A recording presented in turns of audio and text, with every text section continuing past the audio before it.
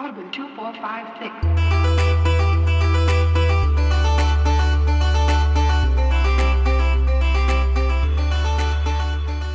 And we are back with State of the Save, Part 3 of our Metal Gear Solid 3 Snake Eater discussion. Boy, we're getting towards the end of this here ride. It's been a fun one. Looking forward to talking about this game today. Just doing some stuff up top. Make sure that you tell everybody you know about State of the Save. We've had some really awesome responses. We're doing really, really great numbers, and we appreciate that. A lot more people listening than I ever thought we would have listened, to be honest with you. Mm-hmm. I'm blown away. But any help we can get, go on there. Check out our Twitter account, State of the Save. We're still trying to get that thing up and running. Also, you can send in any of your messages or your thoughts or any of those things to the stateofsave@gmail.com. We love to read that stuff. It'd be kind of fun. We get a lot of comments sent our way, and it's just always a fun thing to talk about and listen to. Let's go around the horn from the get-go. Michael, what you been playing, man? What's been going on? So my anniversary was a couple weeks ago, and my wife knows exactly what to get me. She says, all right, just spend this much on yourself on video games, which is the best gift I could ever ask for. Enough. Yeah, so I grabbed a game I've been eyeing for a long time, Return of the Obra Dinn on Nintendo Switch. And I dove into that game for 3 straight days. I'd played nothing else, and I emerged from the mystery of that game incredibly satisfied.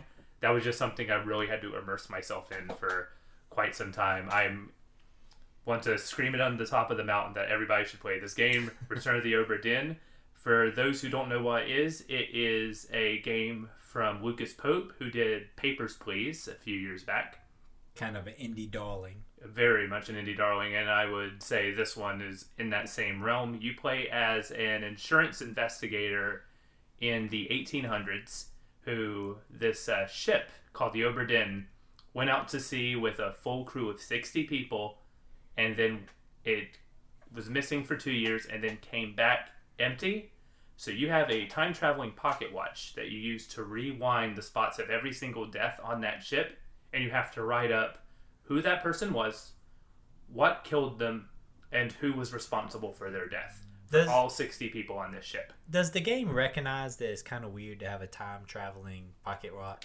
Kind of. It's just like something you get in the book saying, hey, this is my pocket watch. I want to find out what happened to this ship. Can you do that? And you're literally like State Farm writing up insurance claims for these people that happened. Like, is the point was like, do we cover stabbings from your first mate? I don't know. I think that falls under like subsection 54 of absolutely. the old State Farm guidelines. That game looks really cool. I do want to play that game. I don't want to say too much more about it because the entire fun of the game is solving the mystery of what's going on, and the story plays out in not chronological order. More, you're finding clues about what happened sporadically. You're finding like the chapters in reverse order, and in those chapters are separate parts, and you're kind of getting those out of order. So it's one of those things, once the big picture starts to click, it's like super interesting. Does it makes a cohesive story, like you feel like you understand at the end what happened? Yes.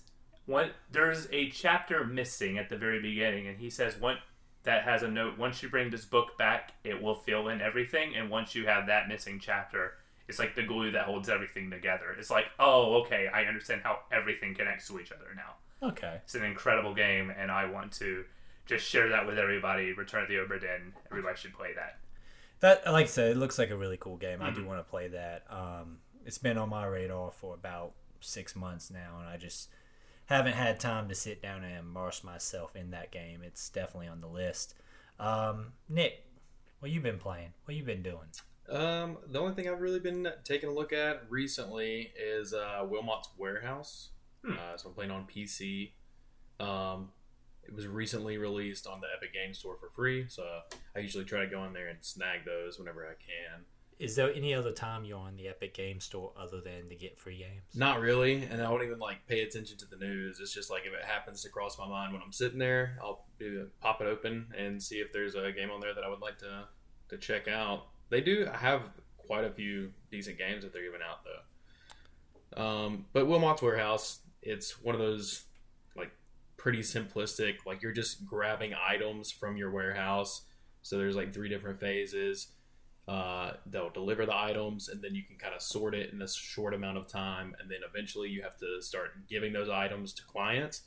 And then there's like different levels of clients who want different things, but it's just like a weird scratches a certain itch in your brain where it's just like, wow, I'm just sorting stuff, putting it in different sections of the warehouse, and then grabbing it, and then you can get like a little robot buddy named Borky who grabs items and helps to sort. He's slow. Borky, kind of need to step it up. But yeah, it's pretty interesting. It's amazing how many indie games focus on, let's make this mundane task super interesting and do something really cool with it. I'm just sitting here thinking that you just described my entire career of just sorting warehouses and trying to make sure things go to the right places and the right people. It sounds like the last game you would ever want to play. Yeah, I have a real life Porky, and he too needs to step it up. I mean, I appreciate these games existing, but after a while, it is a situation where I was like, this is just life at this point. This is art imitating life. Yeah, I think I might skip on this one.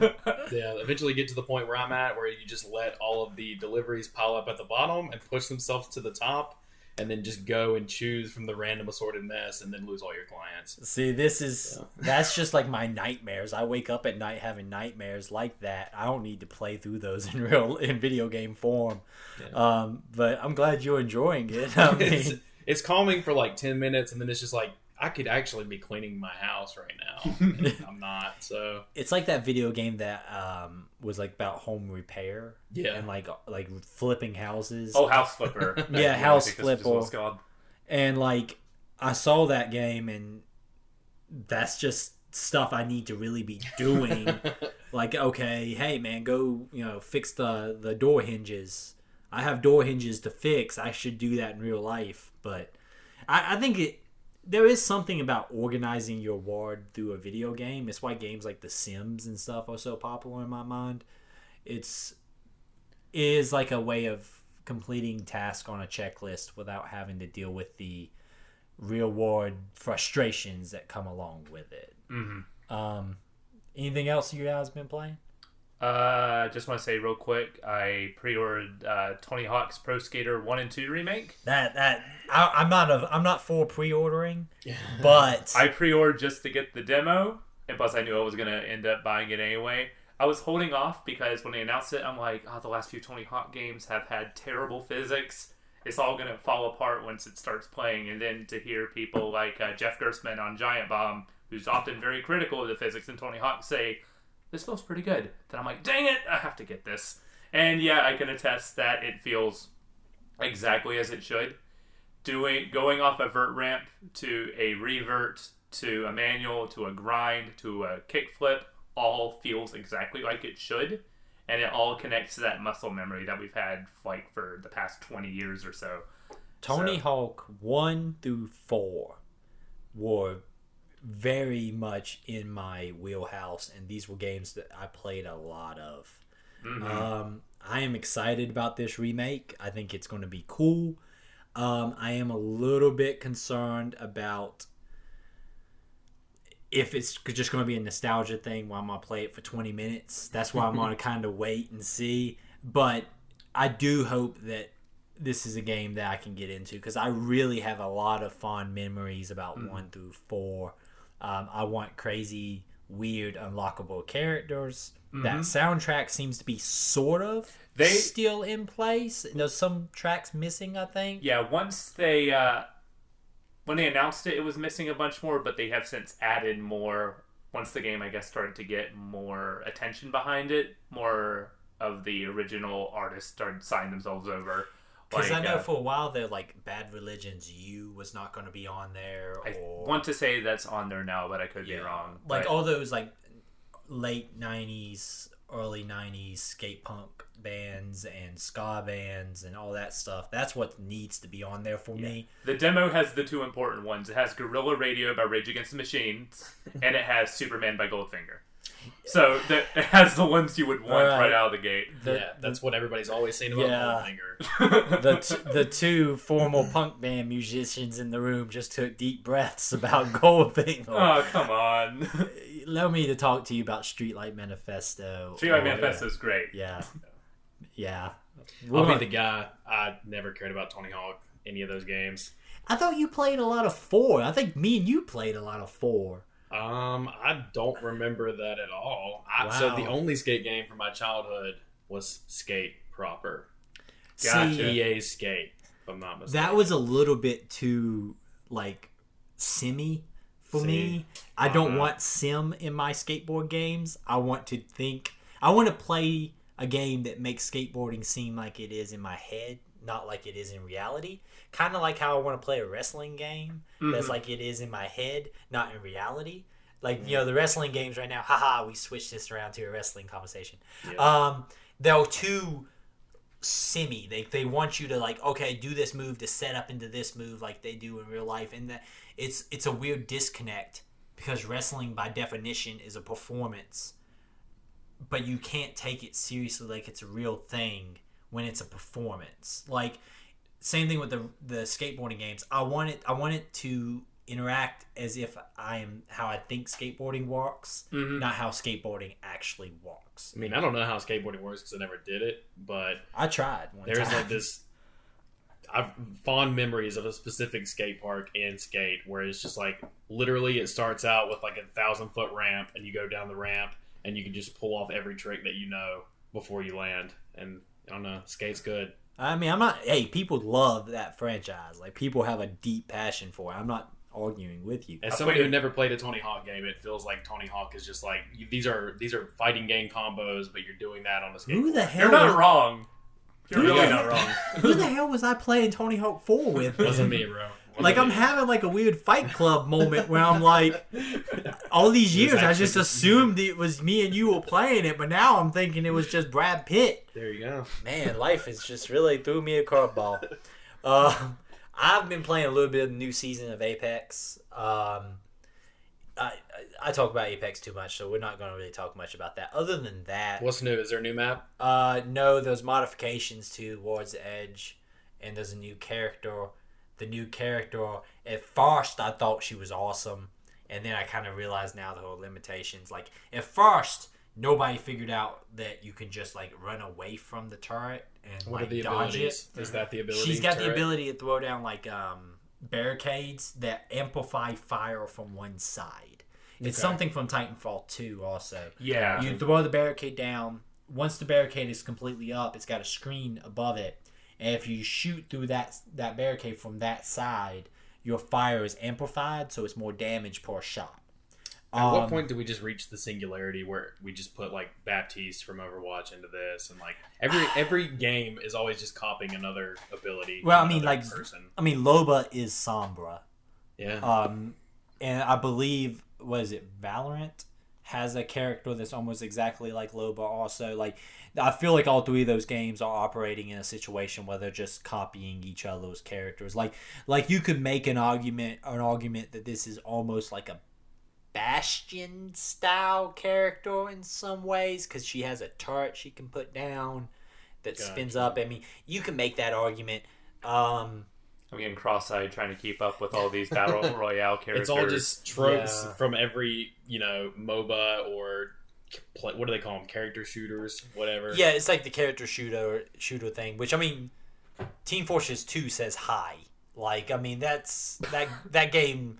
There's not enough that stuff. I can go ahead and make more people mad. There's no nuance to that game.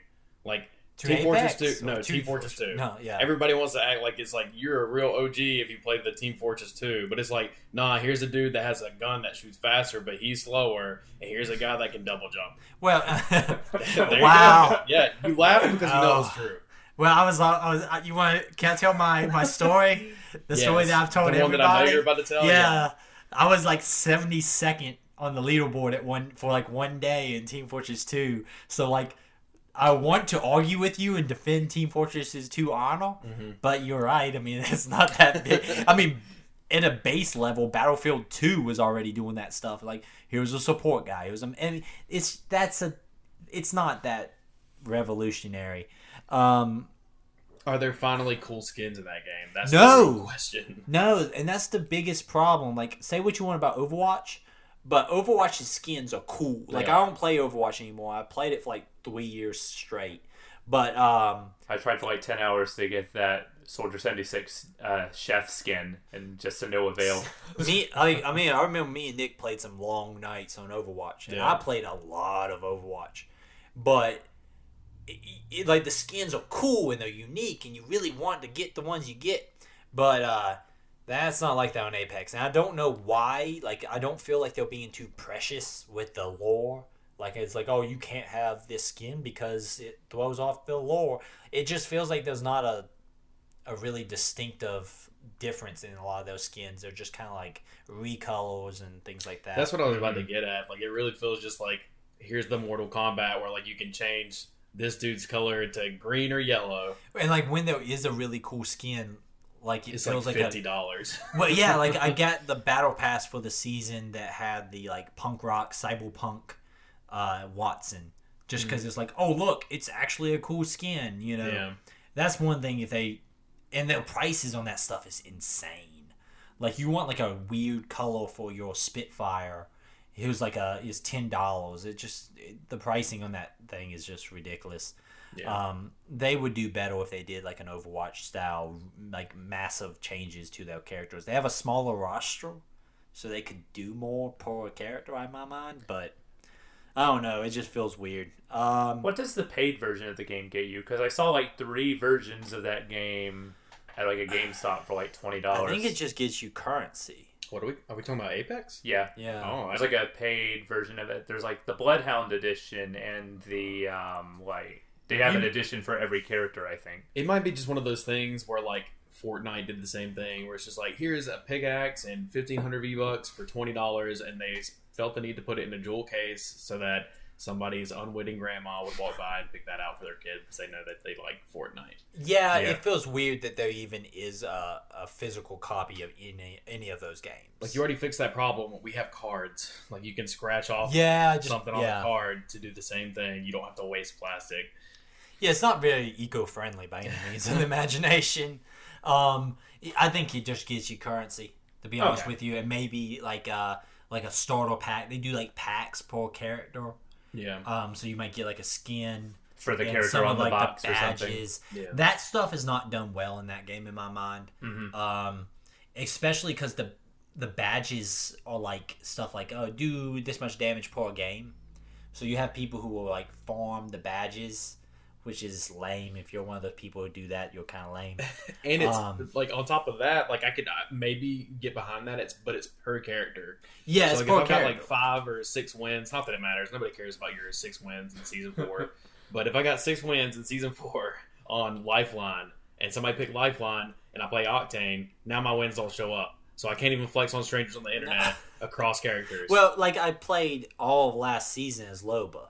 Right. Like, that's all I played. So anytime somebody picked a character that was not Loba, it looked like I would just really suck that season. You have 1 kill. Because it's like I just haven't been playing anybody else. Right. Like, I think I had like 300 some kills with Loba last season, but like 2 with Octane. Yeah. So it just feels weird. It's not a... That game is great. I love that game. I like playing that game. It feels good to play, yeah. It feels great to play. It feels great. But it's just not a situation where I feel like I enjoy any of the set dressing around it. Like, they do a quest thing again this season. Well, last season it was like little single player missions that you would unlock by finding cases every day. Yeah, they call them like treasure packs or something. And so you would play a little single player mission. It was a story mode. Now you're just unlocking comic book pages, which I like comics, but these are not the best drawn comics so far. Gotcha. I think it's being actually produced through Dark Horse Comics, I think, is who's producing it. Okay. So I imagine Dark Horse would be putting out like a collected edition at one point. Please do not waste your money on that. Brutal. Yeah, hey man, there's good comics out there. I will point you towards them. this does not look like it's going to be something you should buy in a collected edition.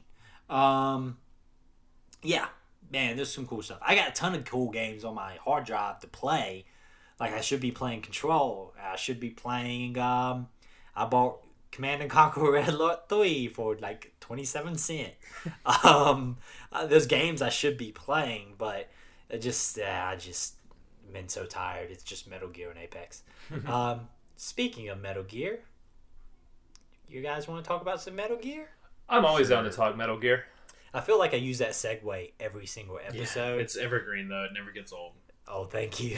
Want to talk Metal Gear? Sure, that could literally fit in with any episode. Like, let's just sideline and talk Metal Gear for an hour. It does not fit in with every episode. We're not going to always talk about Metal Gear. Okay, so where we were last time, we had just beat the Fury, which was a pretty cool boss fight. We were pretty high on. I was high on the last session. Mike was always high on Metal Gear. That's true. Nick was coming around. Yeah, it was pretty good. Yeah, it was pretty good. I'll say at this level, at the end of our last session, I'm just like, this is not terrible. Yeah. You were coming around. You were better than the first go around. Yeah, to say the least. Would you say you're on the same level of excitement this time around, or? I'm ashamed to admit that at a certain point in this chunk of game that we played, like I'm pretty dialed in. Like, this might be an awesome game. No, we lost them. It slowly takes you over. It's slowly getting there. I feel like we've been locked in a room by Kojima, and like just force fed his philosophy, and I think we're just giving in at this point just for our own sanity's sake. You just gotta just let it. Just let it. Now you guys know what it's like to be a wrestling fan. Where you sit there and you watch things that you kind of hate, but eventually you still go buy the T-shirts. I will never come around on wrestling. I'll put that on the record. Yes, you will. One day I will lock you in a room, and you're going to watch Kenny Omega matches till the freaking cows come home. I made you watch WrestleMania one time. Michael stayed till midnight that time to watch WrestleMania with me. You bailed at like 9 o'clock. I was just like, this is supposed to be Johnny Cage? And then he lost. Yeah, I remember that. You thought The Miz was Johnny Cage, and okay, we're going kind of Johnny Cage. He wears sunglasses, and he's a whole movie star persona. So, is there any kind of lore in the Mortal Kombat universe where Johnny Cage's dad gets involved? Johnny Cage's dad tries to fist fight Shane McMahon. Man, that was a really crappy match too. I'm sorry I put you through that. Yeah, you wonder why I don't get into it. Metal Gear. So Grozny Grad. So we emerge from the kind of sewer access into Groznygrad. This feels like a classic Metal Gear location. Yes. To me, like it's a big sprawling facility. There's guards just walking around in random locations, essentially. And this might be just because the way I played this, but I didn't have any trouble at all. Same, getting into the initial facility, yeah. Yeah, inside the initial facility. I didn't have any trouble getting in there, and I was a little bit taken back by that because I was kind of on the assumption this was going to be like a very difficult mission. For an impenetrable fortress, all they have is about 6 guards standing around and 2 spotlights. Yeah, and the spotlights are weird to me. I walked through them and they didn't alert anybody. Wait, what? I was just trying to be careful with those. Through them. I jumped through them at one point. Like I thought, like, oh crap, it's about to see me, and I took a roll, and like it doesn't even like double back if you walk through it to be like, wait, I thought I saw something. It's just like, nah, it's just. Is it just supposed to increase your visibility so that another guard could see you or something? There's also no guys up there at those spotlights because I looked at it with my sniper rifle, thinking that maybe there's a guy up there, and there's no guy up there to shoot or anything. So I was kind of because I thought that when I first went in, I was going to just snipe everybody, and. There was no guy at the spotlights. There was only like 2 guys per an area. So I just like, well, I guess I can just stealth my way through. Like I anticipated some heavy resistance. Yeah. Not much really to talk about outside here, other than we're going in. We're trying to gain access to the facility by stealing a particular major's uniform. Ivan Raidonovich Rykov. Who looks like Raiden. He's made The only reason he exists is so that people literally have a punching bag for people who hate Raiden in Metal Gear Solid 2. Ryan was a character who shows up in Metal Gear Solid 2. He has a distinct point in the plot where he's very vital to the story, and people hated that he was forced because a lot of the plot hinges on him having like 10-minute conversations with his girlfriend. Okay. So people hated him, so Kojima was like, alright, here you go. You can have fun with this guy if you want.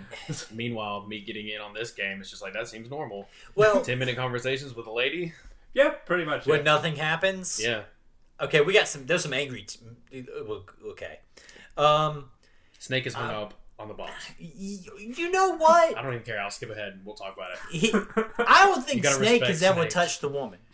I mean... Because the boss he's got these motherly feelings towards... This woman is straight up in on... No, we'll get there. He's got to complete his mission. I don't care about his mission. There ain't nothing that's going to stop his mission at this moment. Yeah, it's determined. Some people consider that to be a quality that you would look for in a person you're going to drop in a different country with nothing. You know what? James Bond got a whole lot done and still took some time to bang some ladies. Snake won't take 5 minutes because he's hung up on his mom. Okay, we're going to get there. Dadgummit, I'm mad now. Okay, let's talk about Raiden for a second, because also that's the mask that you have at the beginning of the game. So there's no reason why you have that. It's just a punching bag. It's better explained if you pick I like Metal Gear Solid 2 because he's wearing that mask for the first 10 minutes until he realizes there's no one around. And then he literally says, "Time for this snake to shed his skin." And just like takes the mask off. Oh, wow.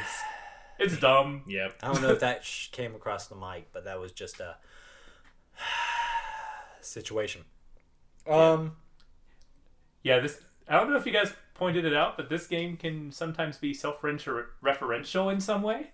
To a point that it undercuts moments. Like, there's a moment where I was really invested in the scene that was taking place, but there's these little, like, referential jokes or ha-ha-ha jokes that are just undercutting the scene. And I feel like maybe I'm just overly sensitive on, like, wanting to have the story maintain a certain tone. Mm-hmm. But there's some moments where I was like, this is a great moment, a great scene, and you just undercut it with a stupid gag. What Eric's saying is that he just really wanted to climb that ladder in silence. Yes, I did. No, actually, I come around on the ladder. Now, anytime I climb a ladder, I wait for the sound. Even if it's like a 3, like in the sewers where they're like 4 rangs. What a threat. Yes. I want it to cut right when I get to the top. Like, I want it to get like half a syllable out and then be like, then cut. That's what I want from this game from now on. All video games I want that with all video games now. So, like in Control, when you climb the steps, I want that song to play in the middle of Control. Just all the time. I want it to be a setting on my Xbox. You actually, I'm going to give some credit to Kojima here. You would think that stuff like that would be more common in games. Mm-hmm. Where like themed music or like background music would just play in the mundane parts where you're just getting from point A to point B. This is something that maybe I'm just now like getting. But one of the things that was both off-putting at this game and then something I've kind of come around on a little bit is the game takes itself very seriously at certain moments. Mm-hmm. But then it's like, haha, we're a video game still. And I think that back and forth, once you embrace it, and I think people who love this franchise embrace it, but for me, it can be... Because it's good at the serious stuff. It actually can do some pretty good stuff when you're having these moments. Like, there's a moment coming up where Snake's in some rough situation. It's not a bad scene. But the goofiness of it kind of undercuts it for me. And I think it's because I enjoy some of the stuff that's going on so much, I don't want the undercut goofiness of it. Does that make any sense at all? Yeah, I get you completely. Let's get back to our little moment. We'll keep going. Sneaking into the facility was not hard for me. The first area you go into, though, is a kind of a massive double-decker mission level. Because this game is divided up in levels still. There's the second floor has the locker room, but there's the staircase going down, which loops around the facility, and there's some storage closets and a bathroom. And the Major, does he just roam in there? Yeah, he just roams around. Okay, because I went in, I switched to my scientist outfit first. Yes. You learned your lesson from the first one. I learned from the first one. Yeah, because I don't think they actually tell you that the scientist uniform works in Groznygrad as well. No, they don't, but I, to the credit of the game, I went the scientist here. Spam, scientist now uniform. I'm a scientist. Now I'm a scientist. My first time I played this, I had a really hard time in this section because I didn't think about the scientist outfit, but this was 15 years ago when I played this, so... One thing that this game very much shows of the time is the fact that the game does things that are very smart, but it doesn't do a great job of reminding you have this ability. And there's a boss fight that comes up in this game in a second there that I didn't realize something for a long time and had repeated failures on and was getting very frustrated. The game sometimes, in a modern game, maybe to the discredit of a modern game, they would make sure to hey man, don't forget you have a scientist uniform before you went in there. But I kind of like, at least for the scientist uniform portion of it, I kind of like that they don't remind you of it because it allows you to come across it in your own way. There's a happy medium. There is a happy medium in a sense. It's great for the scientist uniform, but for another point that we have coming up, or close quarters combat. Still hung up on that one. You could have called the boss at any time. Yeah, but then you gotta listen to the boss. And I'm gonna tell you right now, one character that pisses me off more than Snake is the freaking boss. I don't like the boss. Okay, we'll get there. So not the save girl. I actually come around on her. Not me. Because now I'm writing down her film suggestions and have I seen this movie? I should check. You don't need to because she explains them in full detail when you're trying to go. She flat out spoils some of the movies. Yeah, she straight up tells you the endings. And Snake's I guess I'll look it up when I get back. You don't have to anymore, Snake. You know what happens. She also constantly references the movies that the Major likes. And then if you call the Major, he doesn't talk about that movie. It's weird to be the Major really loves The Longest Day. The only one he really talks about in full detail is From Russia with Love. Yeah, the James Bond movie where he's hey, speaking of James Bond, know something that James Bond's not above? When a hot lady is throwing herself at him, he still tries to make a move. Just throwing that out there. Well, we'll get to that. We'll get to the cave. How did you guys take out the Major? Because I struggled a little bit at this section. I killed everybody in the facility. Yes, I did. And then he was the last one standing because if you kill him, it gives a mission failed screen. So then you go, yes, it does. Wait, if what? you kill Rykov, it gives you a mission failed. I killed him. No, you didn't. I slit his freaking throat. Yes, I no did. way. Okay, so let's do a rundown of this real quick. I went into the facility. I found him. I couldn't find him at first because I think I was just moving in the opposite direction of he was. And I kept running into the scientist who would discover me. I couldn't get him fast enough. And eventually I set off all the alarms. Yep. So I pulled out my trusty AK-47 and I just started gunning fools down. And then I found Rykov and I killed him. And the game's hey. No, you didn't. Yes, I did. There's no I way. shot him in the head. That did not kill him. I shot him with stab him? I shot him multiple. No, because this is a failed mission part. I shot him. Then the game's good job, you got Rykov, and I had to, you're supposed to drag him to the locker room. I didn't know where the locker room was, so I dragged him outside to the wrong location. and got spotted, and then I went to a failed state because they're "Oh, Major," and they stopped me. Then how I actually pulled this off is that I went randomly on another time when I was trying to stealth around and find him beforehand, and he was in the bathroom. Yeah. And I straight up killed him. I slit his freaking throat. And then the game's hey man, if you get caught moving them, they're gonna, be a failed mission. So I went outside and slaughtered the entire population of Groznygrad, then dragged him up the stairs with no problem at all. Well, maybe it's not killing him that did. Maybe someone saw you kill him. Maybe that's what it was. Because no one saw me kill him. Here's how it went with me. You walk in, First thing that happens, scientist sees you, hits the alarm. So obviously, you're gonna pull your AK out and kill everybody in the whole Obviously, facility. there's no other. There's no other option. Then you go to the bathroom, which looks like a locker room, and open the door, and who is it but other than Ivan Rykov with a pistol brandished, shoots you twice. Then you punch him. And then in the scientist outfit, you can't, like, grab them and do, like, real CQC, so you just keep punching them. And then he falls to the ground, and then somebody else walks in the bathroom, support unit, you grab him, stab him, mission failed. I think it's because they saw him Three dudes in the dead. bathroom, you stab the guy in the neck, the other guy saw it, mission failed. Maybe. I think it's because they see him dead, because if they see him dead, it fails the mission. Interesting. See, because I did fail the mission once where I dragged him out in front of a guy, and he's like, Major! And then he goes, do. Yeah, that's why you kill everybody. That's That's the can't noise. see you. That's why yes, that's the noise. But I did kill everybody. Also, like, the game doesn't let you do some of the CQC to the scientists, which I think is the game's, like, way of trying to tell you, like, hey, man, don't kill these scientists. No, you can definitely do CQC unless you're in the scientist. Oh, yeah, that's uniform. what it is. You can't be... How would a scientist know how to defend himself? Yeah, I kind of wanted to, like, run this mission as the scientist, but eventually I not just cool. They stripped down to naked snake and just gunned people down. That's what I did. Yeah, it's pretty fun. The locker room is in a weird location, and I kind of struggled finding it. It's Yeah. on the second floor. The only reason I knew where it was because it's my fourth time playing it, so I'm like, oh, I know But these it's maps not by like- heart at this point. Like, I kept going to the bathroom, and I was mad Yeah. because the game wouldn't trigger the next sequence, because I was in the bathroom like, this Same. is the closest thing to a locker room, but the locker room is upstairs through some offices. Yeah. Yeah, like- there's like an office section, and then the lockers are right next to the door. You need to get to the West Wing. Yeah, the West Wing. This might just be TV settings. Is it kind of like, does your game have like some weird lighting stuff? No. This just might be my TV. Like, certain sections of this game are immensely dark.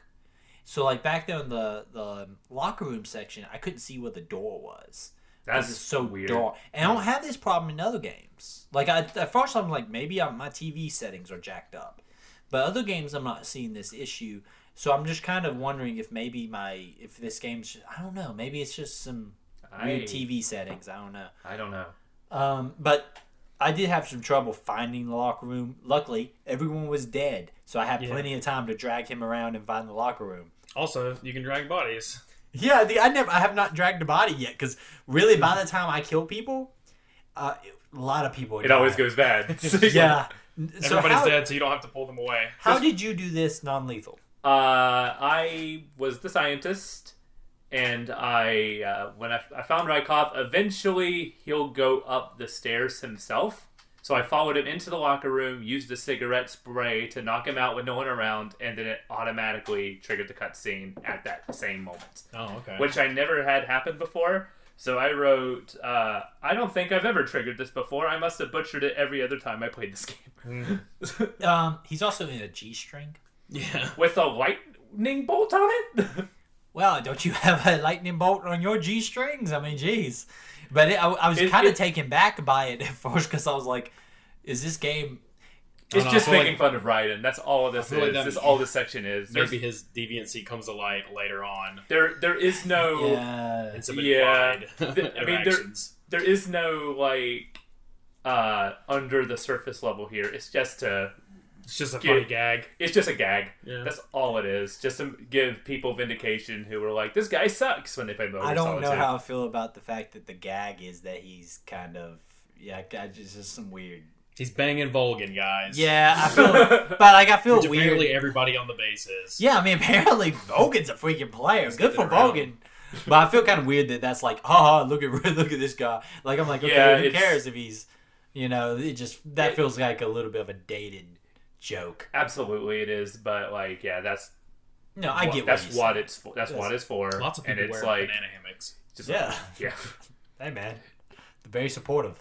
You just gotta roll your eyes and go, okay, this is yeah. No, I'm not like... having a guy that looks like him that you knock out is kind of fun, but after that it just kind of gets It like, kinda okay, gets- we get the point. We can It's kind of like... stop. It's kind of weird, too, because it's like, you're the creator of this character. Mm-hmm. it feels like, yeah, we agree he sucks. It's like, you made the character. Like, that's not, I didn't make this character. What are you talking about? It's like watching Rise of Skywalker after watching Last Jedi. Yeah, it is like that, isn't it? Where it's like, look, all that stuff was bad. I'm like, didn't you have a hand in kind of that stuff? One day you produced it, right? One day, me and you are going to do a special edition podcast. We just talk about The Last Jedi.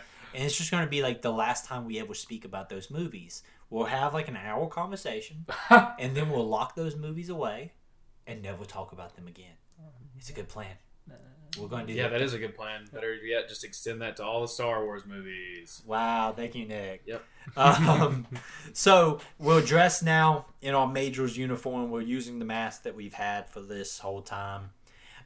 Boy, you don't really do much in that uniform. I thought there was going to be like a sequence in which you had to like move your way through the base. No. Also, just walk towards some guards and it's like, hey, it worked. Well, my favorite thing is also Snake doesn't like walk different. He's still like does the bends over walk.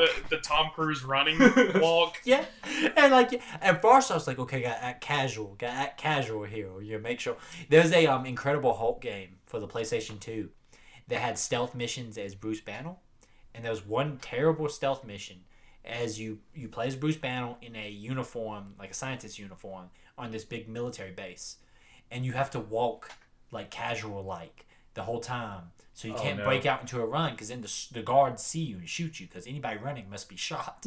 That's just logic. Yeah, this is logic. But like I thought it was pretty cool with the idea that you had to walk casual and such. This game does not do any of that. This game just runs off the assumption like you can run around, you can flip, you can pull guns out, and the game don't care. You just you walk through like a U shape into the next building, and two guards salute you, and Snake doesn't say anything. And then immediately Snake removes the mask. Yeah. It was Snake has at this point in the game. My Snake has killed quadruple digit people. These are only two dudes guarding that door. There was no reason in the world I couldn't just walked in there with my assault rifle and just went pap pap and just kept on walking like I've done everywhere else in this entire video game. But yeah, it's kind of weird. You also see the launcher, the Shagoha. I shouldn't snap in front of microphones. People don't like that. You see it off in the hangar deck, which we'll come back to later.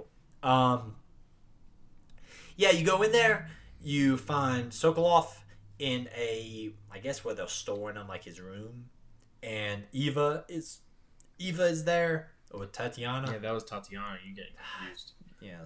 He hands her a microfilm. Yeah, he hands her like a microfilm, and she is a dick to him too. She threatens him about the philosopher's legacy. Yeah. Okay, so you're the Metal Gear guy. Yes. Nick, I know, won't know this, and I don't know this because we're not the Metal Gear guys. Are we at this point supposed to be getting really into the philosopher stuff? Or is this just kind of like a baseline level? We have a baseline level now. Don't worry. This night, you're going to get all the answers you're hoping for in this finale here. Yeah. And some answers that you're not hoping for. You know what? On that, I'm going to pour myself some more coffee. It's weird that everyone's addicted to this guy. Like Poor Sokolov just wants to go home and see his family. Isn't he like a traitor though? To the Russians, to the Soviets. Yeah. I mean, he's not like he tried to defect from in Russia, twice. so. He defected once. We gave him back, so he defected again. What did they think was going to happen when we gave the guy who defected once back to them? Well, also he didn't want to go back. Like we gave him back. Exactly, it was a prisoner trade. Yeah, he's not like he was excited about going back to Mother Russia. He walked the Bridge of Spies. Yeah, which brings me back to that movie. That's a great movie. That's a great movie, man. With Tom Hanks is in that movie. Yeah. Yeah, man. You're talking about the Disney one?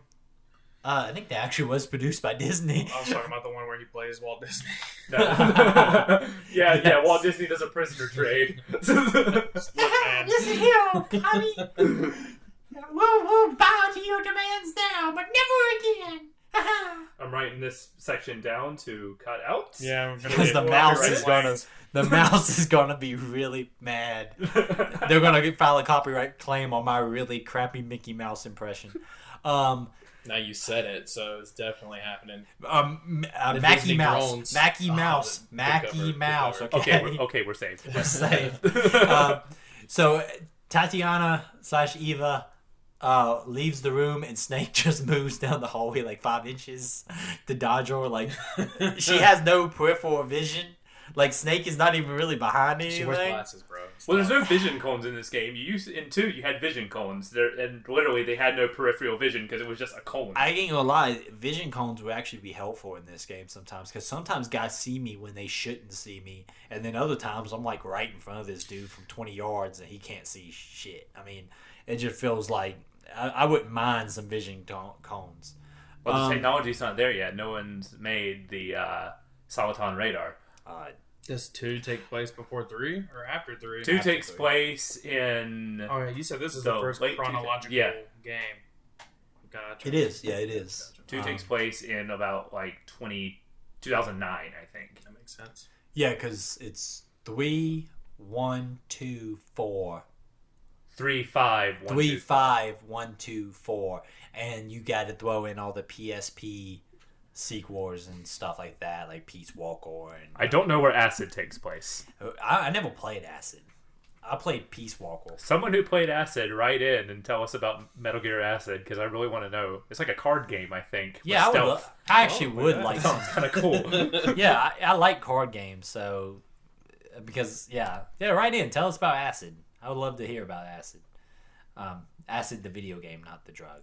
Feel free to share your experiences. Yeah, I mean, hey, man, we're not gonna judge you. If you did Acid and played Metal Gear, I really want to know your thoughts. If you did Acid and played Metal Gear, please, I will read your entire letter on this show. Write in. If you played Metal Gear while high on acid, methamphetamine, anything. Not that we condone the use of acid or methamphetamine. Not at all. Mackie Mouse does not condone the use of any of these things. But, okay, back to this game.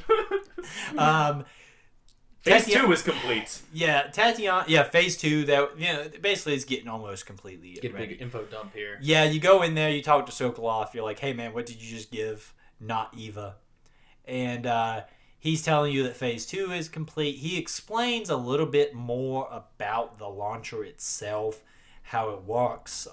It needs to go down a tarmac so it can launch a missile up to 7,000 miles, but it has to go down a runway that's like a mile long, so it can propel the missile 6,000 miles. I'm confused about one thing. So it's like a slingshot. Yeah, but it's not, because it's going in a direction that is opposite to the backblast of the direction of the missile. Do you get what I'm saying? Like, it's going forward, then the missile fires off, and the backblast would be pushing the vehicle backwards. I don't think there is a backblast. I think there's the whole point. I think that... There has to be, because then once it's launched, it's... I don't know, maybe I'm just... The way that he says it's it... propelling itself. Like, the booster... I paid attention during this part. The booster is the Shagohod. Like, the Shagohod is literally launching it. There is no booster. So there's no booster on the missile? No. Yeah, because they need that runway to launch it 6,000 miles. It's like a very technologically advanced catapult, essentially. There you go. Okay.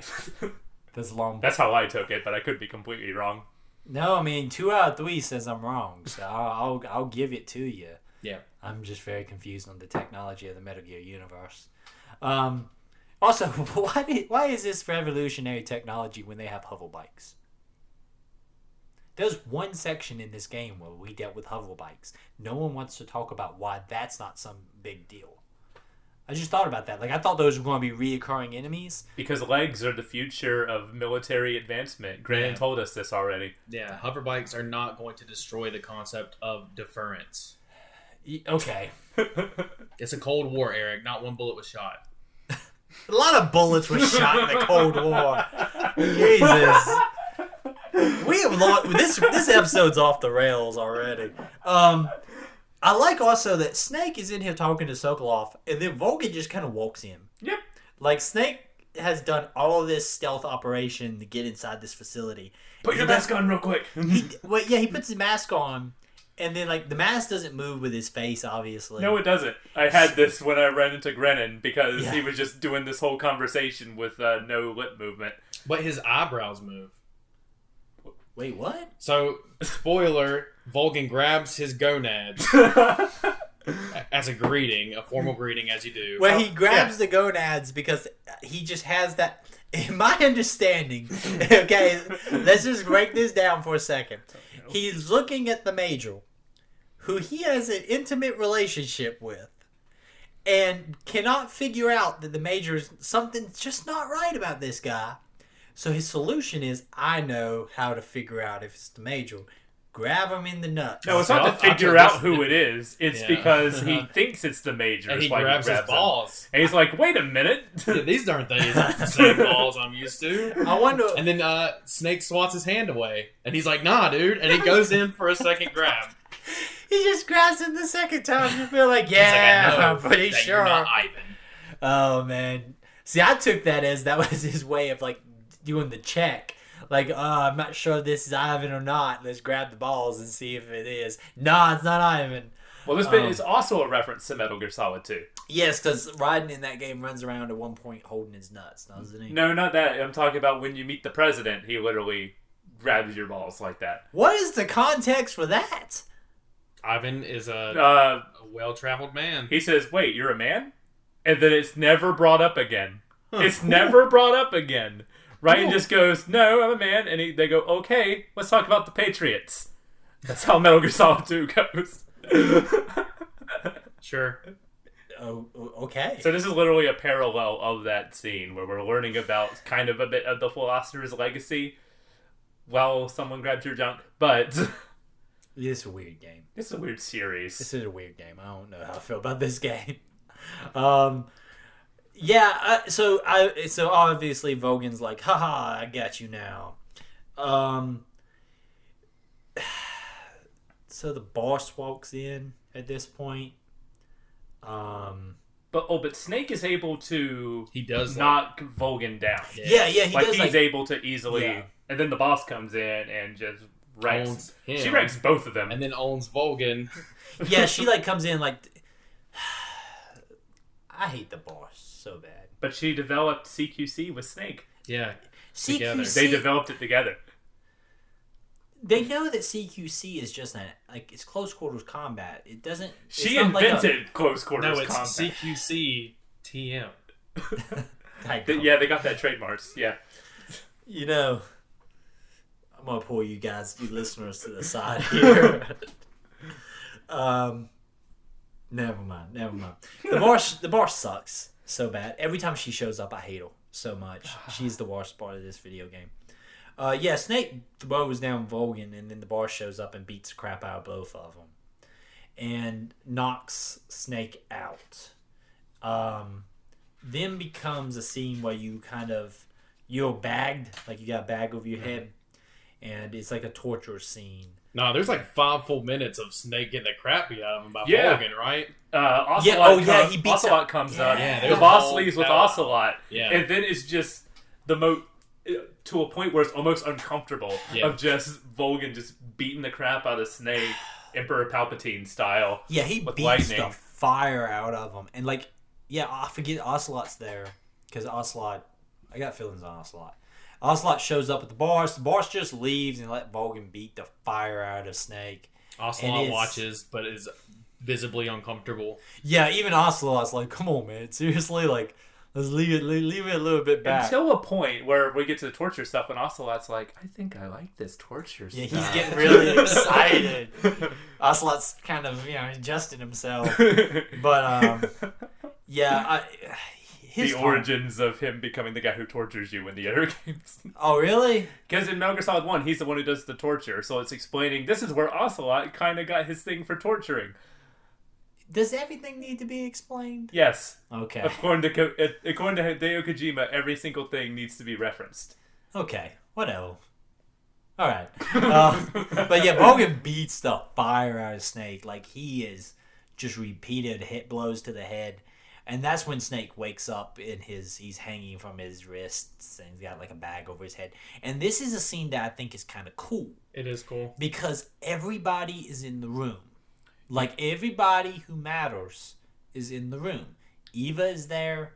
Vogan is there. The boss is there. Ocelot is there. Snake is there. And at this point also, you realize that Ocelot... I called this one. Ocelot's still not quite sure what's up with Eva. Like, When that moment came, I was like, oh no, Eric was right. I sat there, I was like, this idiot. Like, I told you this. Everyone's like, no, he'll figure it out. No, he's still like, something's off with this lady right here. Don't know what it is. And I tell you, if he shows up at the end of the game and Eva has to tell him that she's Eva the whole time, I swear to God, I'm going to throw my controller. Because I know that I told you he wasn't that smart. Y'all gave him credit. Oh, just all right, but even here, there's still time for you to turn around on Ocelot. No, it's not. But I love this scene because everybody is in the room, and everybody is that real tension of what game is the boss playing, what game is Snake playing, what game is Eva playing, what is Ocelot on Everybody all this? has their own motives. Mm-hmm. Yeah, and that's what I love about this scene. The boss has her own motives. Ocelot has his own motives. Volgan's out for his own gain. Snake is just someone who is coming in and then he's just doing his job, but it also throws a wrench in everybody else's plans because everybody has their own way of. The cool thing about this is that Snake and Volgan are the only two, maybe Ocelot, that are being honest, quote unquote, in this scene. Like, Snake is there for a purpose. Volgan is trying to figure out what Snake wants. Everyone else has ulterior motives. And it's that really great scene in like a mystery movie where everybody's sitting around and no one knows what everybody else knows. That's why I don't like that those parts in this scene that are undercut by humor. Gotcha. Because this should be a scene. This is when we need to back the humor off and have some levity. Is there humor in this part? I think there is. If I remember correctly, there's a couple of statements towards Ocelot where Ocelot's like a dork. That I felt undercut it. Maybe I just hate Ocelot. Every time he talks, you're just like, I hate this guy. Stupid dork. Like, that might be it. And I hate the boss. So, two of the people in this room, because every time the boss, and some of it's the voice actress. I think if you had a better voice actress, it would be okay with this. I feel no animosity towards the boss. I feel like she's an enigmatic character. You don't know her true intentions. The feelings that Snake has towards the boss are weird when you throw in the motherly aspect to it. But other than that, like, something about the boss, I think it might be the voice actress, actually. Now you just feel betrayed? No, something about her voice. I don't understand that. I hate it. Yeah. I have like a cringy despisement for this character, and I don't know why. I don't know. But something about her, like, I hate the boss. I don't and understand. I know where this story is going, because I think I know where this story is going. And while the rest of you struggle with that final moment, I'm going to just be like, cool. Bam. Did I call the ending of this game? Maybe. But I daggum know somebody going down, and I won't feel it. You played this before, though. You don't get the call. I don't remember this. Oh. I did a lot of the things in my life. I don't remember most of them. I don't remember. Michael, I'm in uncharted water. I don't remember. It's like how we were with Alan Wake. We were like, I can't remember anything about this game. I was like 5 minutes into Alan Wake. I was like, son of a gun, Alan Wake was great. Wish I would have remembered this. If I play, we could probably do State of the Save in like 3 years about Metal Gear Solid 3. I might not remember any of it. If you can forgive David Hayter sounding like Vegeta in this game, you can forgive the boss. Her voice acting. He sounds like Vegeta. I want Vegeta in Metal Gear. You're not wrong. See? Okay. Man. You're not wrong, but I love David Hayter. I love his voice acting. I want Vegeta in Metal Gear so bad. Kakarot. How I despise you, Kakarot. Oh, man. Now I'm just thinking how we should have done a Dragon Ball podcast. There's plenty of Dragon Ball video games out there. Yeah, but only one of them's good. Only one of them's good. That is not the newest one. No. No, it's Dragon Ball It's Dragon Fighters. Ball Fighters, yeah. Dragon Ball Fighters. All the That's a Budokai story games mode. suck. That makes no sense. That's Yeah, true. that story mode is terrible. Convoluted. But daggum, that In game the same is way good. that every fighting game story mode is. Injustice 2, though. Injustice 2 is a great I story can mode. forgive those, even though I don't really care for the Yeah, Atmosphere yeah. DC stuff. But Yeah, the stories were good. Marvel vs. Capcom gives you like a 5-minute little video after you beat the story mode. Does that count? I can also forgive that Okay. because they're cool. So, okay, we have this really cool scene where Vogan's torturing you. He's convinced you're there for the Philosopher's Legacy. Do we mention that Sokolov is killed during this? When you have the bag over your head, you hear Yeah. Sokolov getting killed. And So it's you start out with pretty a black intense. screen, which is also very cool. With your life bar, and as like he turns to you and starts punching you, your start life seeing bar's the health going go down. down. That stuff, the stuff when it combines the like stuff going on with some of the video game aspects, I get at some point become like distracting. But the moments when it works really Yeah. works, and this is one of those effective moments. This is my turning point to where I think this game is probably awesome.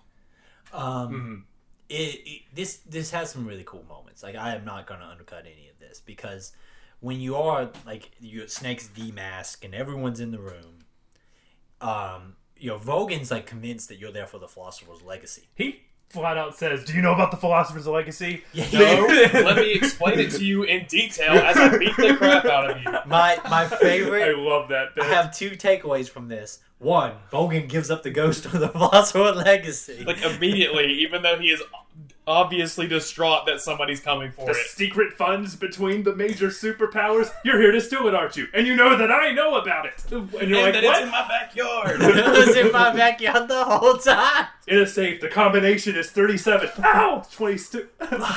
Also, $1 billion is what he claims it is. It's not that much money if you think about it. But Like, he 60. acts like $1 billion is like a unlimited funds that will last every country forever. $1 billion, like, we're like I don't think the 6 point is for it trillion. to last forever. I think it's the point to like get what his goals are accomplished, and after that point, he's sowed enough discord that it's fine. He's going to take the Well, rest. no, from because there. Sokolov says at one point that he has like unlimited funds. I mean, And $1 billion's a lot. Don't get me wrong, I'd take $1 billion, but it's just like for when it comes to like weapon systems and nuclear weapons, I'm thinking, like the U.S. is like $6 trillion in debt. Like, I just feel like $1 billion. Somebody should have done. I think $1 trillion would have been a better number. It's just me picking. Yeah. $1 billion is a lot, bro. No, I'm not saying it's not a lot, man. You don't know how cheap the ICBMs that you can launch off of the Shagohod are.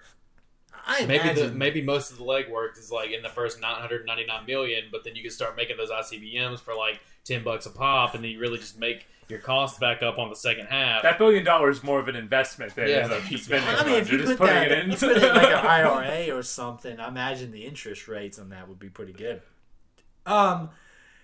Yeah, literally my notes just say Vogan tells everything. And Eva looks like she's taking notes. Like yeah. I halfway expect her to pull out a notepad and just go, keep beating him, keep talking. Let's see, Also- Philosopher's Legacy. Did we also say that we found out that Tatiana is actually Vogan's guard, not Yeah, Sokolov? Sokolov, yeah, that's it. Yeah, which is kind of weird that they felt the need to make that explain swerve, that? but Yeah. she's. I guess they wanted you to know that, like, feel bad for Sokolov. Like, no, I got a family at home. I really care about them, only for him to die, like, 10 minutes later. Isn't that the end? Isn't that where she... So, when you first find the end in the little... He's sleeping in the wheelchair or whatever, and they're like, why is he sleeping? That's when they start talking about him being Sokolov's girl, and, like, he's almost, like, torturing... Volgan is almost, like, torturing Eva at this point. Well, So like, is there's it a not one of those scene- things where, like, she gets brought in Remember, because she there's a- starts going with Volgan?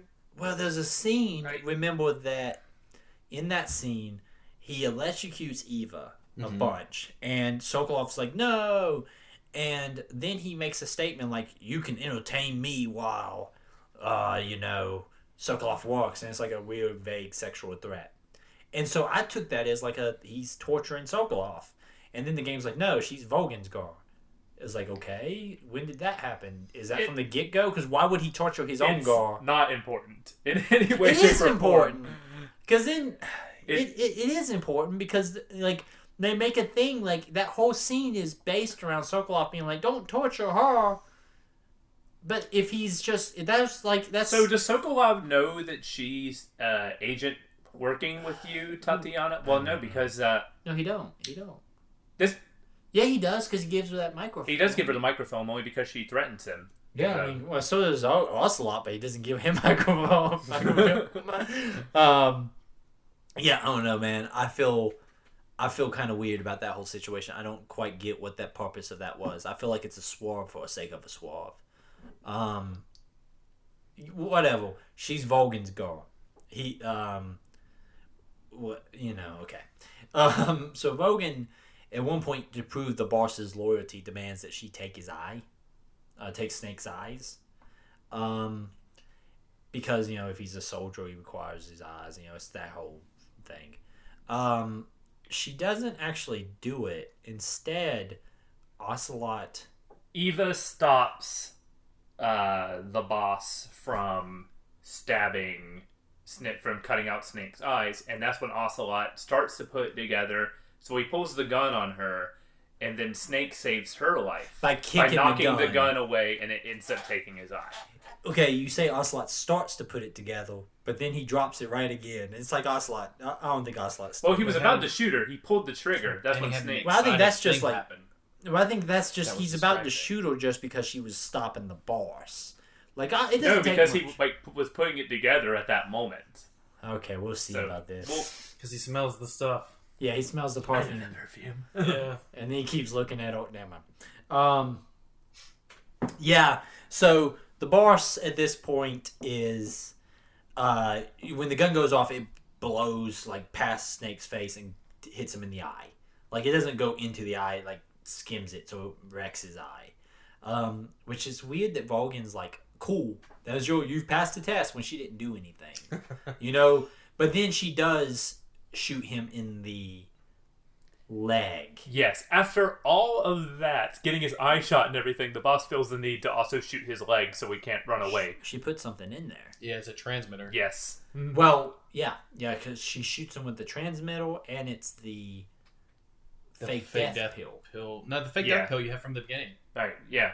Not in your leg. No, It's in your... you have the fake death pill. She gives you the fake death pill. The revive pill is in your teeth. Which Yeah. is the only item that you have at this point. Mm-hmm. So when you pull up, I guess you can say the hint for this would be the fact that you see it again whenever you are naturally looking through your items when you're in the jail cell going, okay, what do I got? I have the revive pill and I got a fork. Yeah.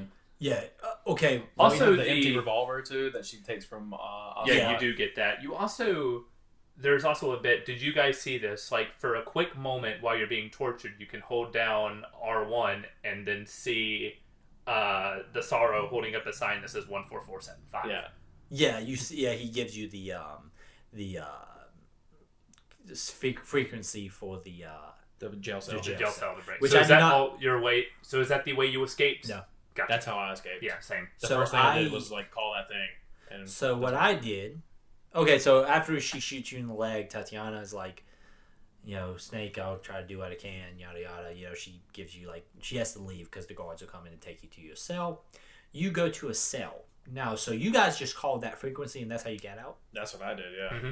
I had a whole thing. So at first, the guard gave me a thing of food. So then I threw it back at him. And he doesn't do anything when you throw it back at him. Instead, he picks it up and eats it. And then he gets diarrhea. And then he gets diarrhea. Oh, yeah, because you can do that in 1, 2. There's a whole, I need to escape this cell in 1. So this whole thing is, again, a callback to another Metal Gear Solid game. It's the bit where you have to escape the cell in Metal Gear Solid 1, and then Otacon shows up with the stealth camo. Oh, okay. See, I didn't know that was a callback, but Everything's a callback. That's the point, yeah. It sounds like it. This whole section is mainly a callback. We haven't run into a whole lot of callbacks to other things, but a lot of this section here is calling back to other games. See, I threw it out there. He got diarrhea, and then I tried to hide under the bunk, thinking that was going to be like a way to make him come into the cell. Where'd he go? But instead, he just gets down on his hands and knees and looks for you and Yeah. finds you. He's like, "What are you doing in there?" Then he gives me more food, and I throw it back at him. Yeah, I repeat this process like 3 times. And then there's a cutscene in which he talks to you, and he talks about how maybe it ain't so bad after all, bud. You know, I used to live in America. I have a son. I've never seen this. He has a son named Johnny. Oh. I'm assuming that's a callback.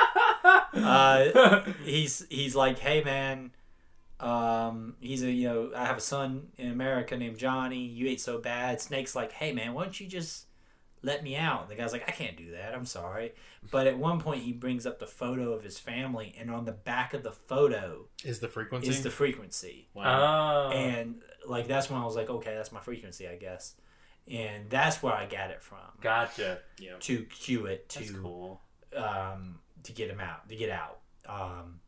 I've never seen that cutscene It's before. That's really cool. It's a fun little cutscene because he talks about like, hey, maybe not all Americans are dogs. It gives weight to this soldier who otherwise is just a punchy. Did you kill him? He's a punchy. No, I did not actually. I felt bad because when I came out, I waited till he had to go to the bathroom again. Mm-hmm. And then when I came out, I made the left instead of a right. And he came back out, and I just threw him to the ground. Gotcha. I didn't kill him. I was like, hey, man, you got a kid. You're you were peaceful. cool to me.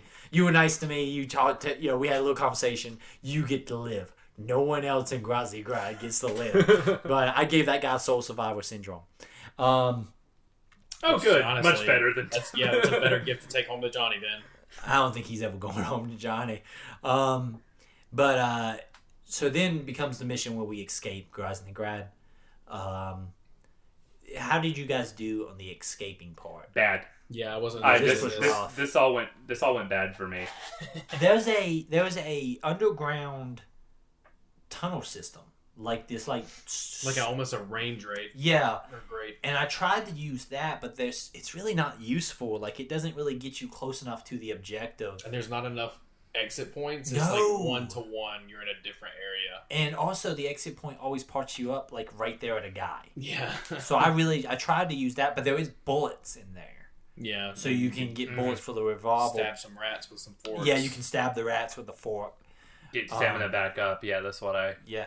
But I also found food. There was a closet somewhere that I found like a bunch of instant noodles. Got a sidebar here. What is the in-game reason for you get stuff out of the supply closet and then blow it up? Is there like a lore thing? I've heard people, every time they talk about it, they say blow up the supply bins. I've never... Or the supply rooms. It's like in every area. Do you blow up supply rooms? I don't, because like... How do you blow up supply rooms? I don't know. Grenades? I've never done this. I don't... Is there like a thing? I don't know. Yep. Like I said, look that up after this. I never heard of that. I'm not saying you're wrong. I don't know I'm very how to do maybe that. wrong. I mean, I'm you're probably right. I just don't know how to do that. Also, CQC, at least for me, didn't work after this part because I guess Snake is still recovering. Yeah, even you can't throw people or grab people and slit their throats. You can only do the punch combination. Yeah, so this is why this whole section went bad for me because that's like my only way of like doing non-lethal is throwing guys. So mainly I was just taking bullets, just running through Groznygrad trying to find the manhole cover. One thing That's how I played that one too. Also, did you guys go through while you were in the cell, did you go through the cure menu and take out the transmitter? Okay, one thing I also tried in the jail cell is use the fake death pill. Yeah. And it killed me. Did you revive? No, because the game does the Snake is dead thing. Yeah. And I didn't think, now's the time to use an item. I was like, Snake is dead. No item can be used. Even though you know that it's is a fake death pill? I've never used the fake death pill. Everyone else dies. I am the Lance Archer. It's not the real death It's pill. supposed to be the bit where you're like, I can access the item wheel on the death screen sometimes. Yeah. This is I am supposed to the be clicking Lance moment. I even Archer. got that. I am the Lance Archer of Metal Gear. Okay. Everyone dies. I don't die. So I'm just gunning fools down. I don't need a fake death pill. I don't need They're a all fake die. dead. So I was mad too because I would do it and he would open the cell and walk in. That sounds like a viable way to get out. It probably is, but I don't know how that works though because you need that for later. That's what I was thinking too. I wonder how that works. I don't know. They probably like do something really. I know. I don't think it lets me do it because I think I might have tried to bring it up. I don't know if it lets you do it. because whenever you're in that jail cell, if you just eat the food that he throws at you, which you're apparently supposed to throw back, eventually you have to wait like 5 minutes, and he throws like 2 more rations in there, and he's like, if you eat this one, you should at least throw this one out. But I was just like, I'm just going to go to the bathroom because I just watched like 45 minutes for the cutscenes and put this cigar in this guy's mouth and see if it kills me in the time that it takes me to go to the bathroom. What's the result of that? Nothing. A quarter of a life bar, and I'm like, okay, well, I guess we just try the frequency now. See, I was throwing this stuff back trying to hit him. Like, I was like, knock this fool out. See, I threw the things twice, and he didn't pick them up.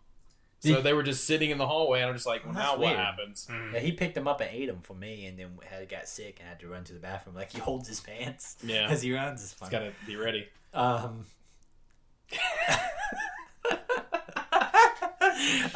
Okay, then we end up in the sewers. It's just like a straight line almost. There's some dogs down there. I heard them, but I never ran into them. I ran into them twice. Catch up to you. Yeah, you have to, like, I stabbed him with the fork. Oh, brutal. Did you get to eat them? No, I did not get to eat them. That's weird. I don't know why they doesn't do that. But eventually you get to the end, and there's the showdown with Ocelot. He has a bullet saved specifically for you. That he's like wearing around his neck like he's a guard in high school with a promise ring. Wait, is that the one that Snake knocks away at the beginning of the game? That was in the chamber? Or would that bullet even work with the revolver he switched to? That's why it doesn't work. Okay, so he pulls that bullet down, right? Mm-hmm. And he puts it in the gun. And if you look at it, there's like a special little like cylinder around the bullet. And he puts it in the gun. Mm-hmm. And the gun doesn't work when he tries to pull the trigger. Now, I have a theory. And I'm going to say this theory. Do not make a face. I'm going to actually look away I'm going to look away. Well, I'm going to actually look at my mic so I can be actually... Well, that's what I'm saying. Look at your mic. I'm going to look away so I don't give away anything. So, my theory is... I'm going to watch both of you. Ocelot is actually running a game where he's actually on Snake's side. And that's why... Because it's either Ocelot's doing this on purpose, or he is the most incompetent firearms expert in the history of incompetent firearms experts. Michael. Well, also he was the type of guy who was like he had Snake school him on guns and engravings and stuff, so that also lines up. And he with takes everything everything Snake says, he takes very much to heart. Like, Snake's like, you should be using automatics. He goes and gets himself a revolver. Snake shows up. You don't need the engravings. Gets himself the plainest looking. That could also just speak to how insecure Ocelot is. Like, he's always seems like he's confident, but the minute he gets questioned on his stuff, being like, "Wait a minute, yeah, maybe he has a point." I think Ocelot is really just good at flipping like sticks and stuff. Because you think about it, flipping everything. He can flip his guns. He kills bees by spinning his guns. He should really just get himself some batons, and he'll be a lot more deadly. You can't jam a baton. That's true. That is true. Yeah. So this is like the big spy movie moment. It's the fugitive moment. Snake practically yells, "I didn't kill my wife. I'm here." Well, Ocelot's standing there. Snake jumps off the ravine. I think it's thinking about Scrubs. Oh, that's great. Sorry. Yeah. You want to do a Scrubs podcast? I would do that. Let's do a Scrubs podcast. We're going. If y'all like it, we're going to do like a special episode about. You have to have us both because you can't do it all on your own. That's good.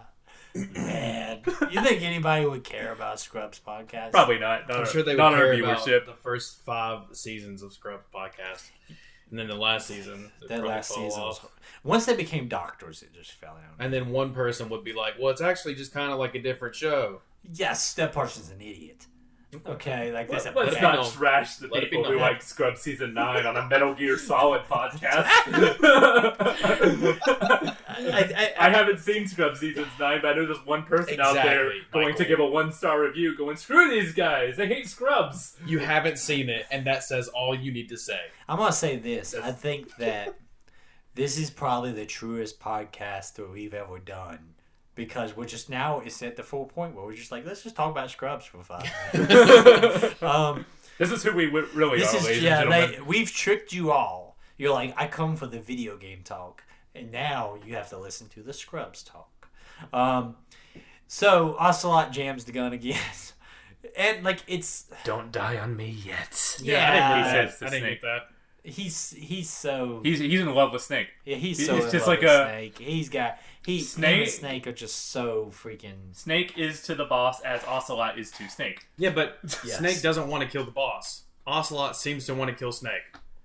Does he Does now? he? Because he sure as heck has had many times to try and he doesn't do it. I just took that as him being like a fuck up. The Ocelot's a fuck up. Is it a line in this 2020. game, or am I confusing with another Metal Gear game? Because there's one line in one of the Metal Gear games that says Ocelots love to play with snakes. Is that this one, or is that another one? At that point, well, I mean, Eva talks about some snakes. We'll get there. We're almost there. Okay, so he jumps off, and this is the boss fight against the Sorrow. I really the want to talk easiest boss fight for me, by the way. For you you- guys must have had a. I spent playing this 10 time. minutes. Took me like 2 minutes. The only people who show up are the Cobra unit, and then so it's literally just like a 2-minute stroll. You take the revive pill, and then all is right with the world. Okay, Yeah, so I have a question. Is Yeah. it literally, is this a, Super Mario 64 thing? Like, you're never going to get to the end of the river? You're never gonna get to the end of the river. Okay, 'cause You I always was just like, I he walked always for a just long blasts time. you when you die. I walked for a long time, and then I was like, well, if I step into these ghosts, I will die. No, and no. if I die, I will use this pill. okay. It was see. after I got. Once you get to the end, he like blasts, not like the character, the end of the river. Yeah. He blasts you with like some type of tentacle ghost thing. No, you and then can you dodge die that. instantly. No, you can dodge that. I couldn't Okay, so because the way I went did all the way to the left and it just came right towards me because way I did it- ran to the end of the. Because it's all the souls of the people you killed. Is the dialogue any different for you? Did you get to? You didn't get to the end of the river. Is there? That's what I'm saying. I Okay. I literally walked for like, I'm gonna say 5 minutes. Like I had my phone out and I was just like holding the stick forward and listening to his sad boy dialogue. And then I was like, this has got to be the Super Mario 64 thing, where it's just like you can run up these stairs as long, but the instance is just going to repeat, and you'll never get to the top until you finish. Oh, the those aren't paintings. repeating. Those aren't repeating instances. Those are just all the people you killed. So Well, I- they're all- It saves every person you killed. This is the staying on topic, but going off a little bit. This is the one thing that I think Metal Gear Solid games do the worst, and it is the turning it on its head and saying, "Oh, you've been killing people the whole time. Isn't that bad?" Metal Gear Solid 1 has it where Liquid Snake is like, "You enjoy the killing. You've been killing the people with the same genetic code as us," and you're like, "Cool." I mean, they try to shoot me first. I'm about to say Yeah, they would there's, like, kill not a me lot in a of weight heartbeat. tied Do to they that. gotta Yeah. walk? I don't even live here, bro. I'm trying to get home. I'm just I like, mean, who? They would. Do I didn't they know have you to walk existed down the until river? like an hour ago, buddy. Do they have to walk down the river if they kill me? I mean, No, Metal Gear Solid 2 has that too. Is like, oh, the people you're killing like actual people with. This is the thing that Metal Gear Solid has the weakest. It is the ham-fisted killing is wrong, but we're giving you a whole bunch of ways to kill people. It's the same conversation going on with The Last of Us 2 right now. yeah, It's, that's the whole everything I heard about that game is saying like it constantly punishes you for killing, despite the fact that you have to kill to progress. There's no but there is no non-lethal option. This There's is the a- same conversation they have in Spec Ops: The Line, except for Spec Ops: The Line actually has it's the right way to do it. Yeah, I feel like.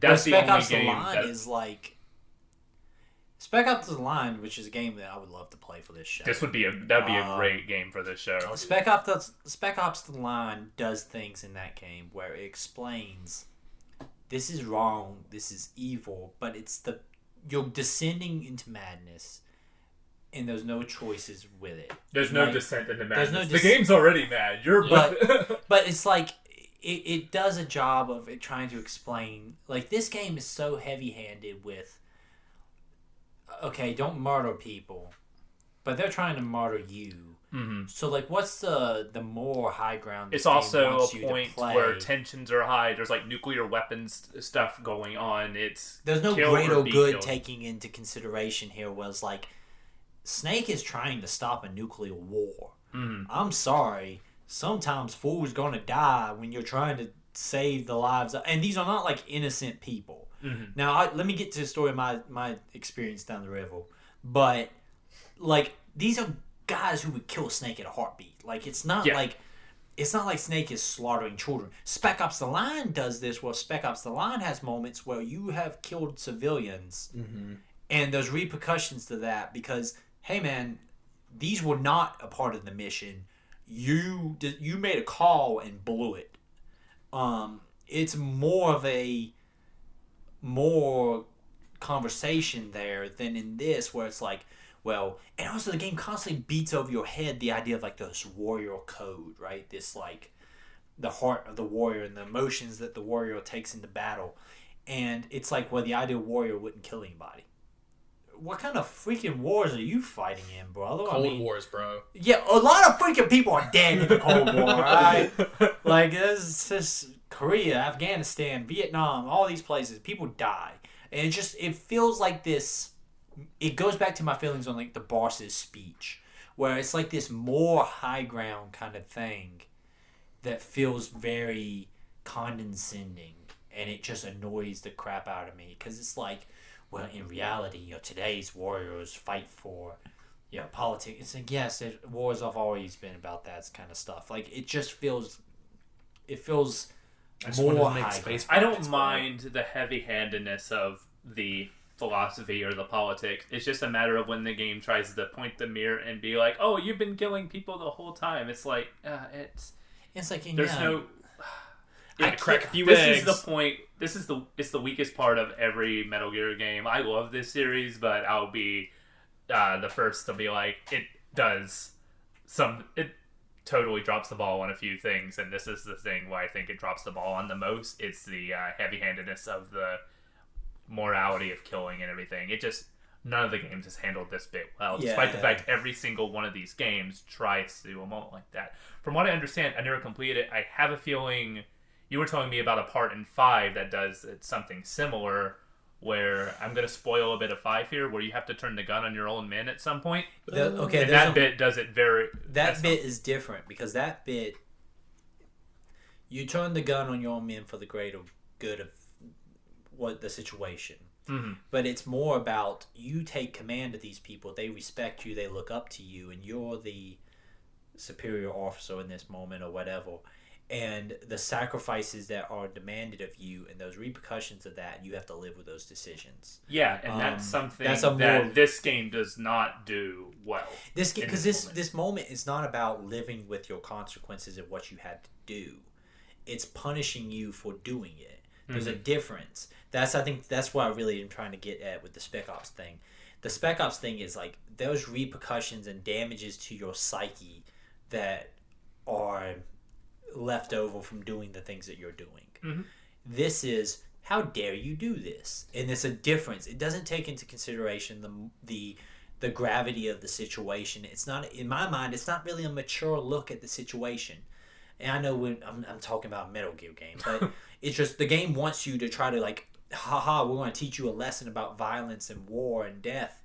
But it's like, no, you're not teaching, because there's no, like, this is not like a Vietnam situation where there's like a more back and forth that could go on here.